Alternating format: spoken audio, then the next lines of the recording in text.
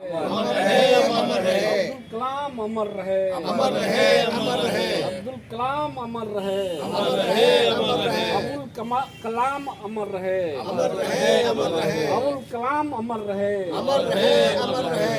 आज महान स्वतंत्रता सेनानी देश रत्न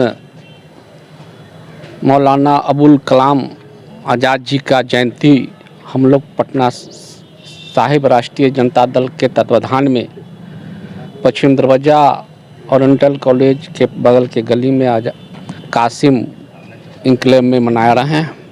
राष्ट्रीय जनता दल के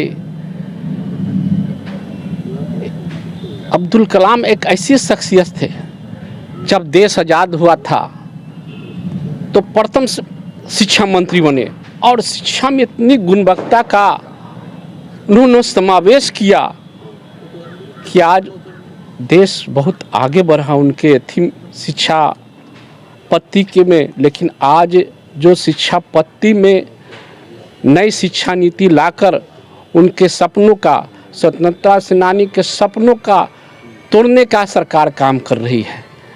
अब जो 3 साल का कोर्स था उसे 4 साल का कोर्स किया जा रहा है। जो शिक्षा में जो स्वतंत्रता सेनानी ने जो देश का इतिहास बनाए थे, उस इतिहास को बदलकर मनुस्मृति को लाना चाह रहे हैं।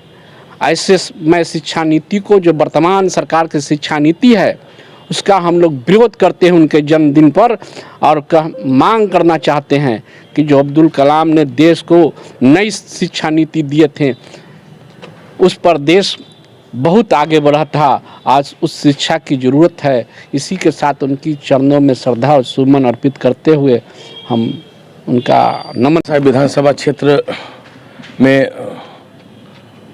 मौलाना अब्दुल आज़ाद कलाम साहब का आज जो शिक्षा मंत्री रहे आज़ाद भारत में और देश रत्न, उनके चरणों में हम पुष्प अर्पित कर श्रद्धांजलि देते हैं। इकबाल साहब ने ठीक कहा कि हमारे जब देश आज़ाद हुई, उनका जन्म सऊदी अरब में हुई और 11 नवंबर 1888 ईस्वी में जन्म हुआ। उसके बाद वो भारत के बंगाल के कलकत्ता में उनका जीवन यापन हुआ और वहाँ पर उन्होंने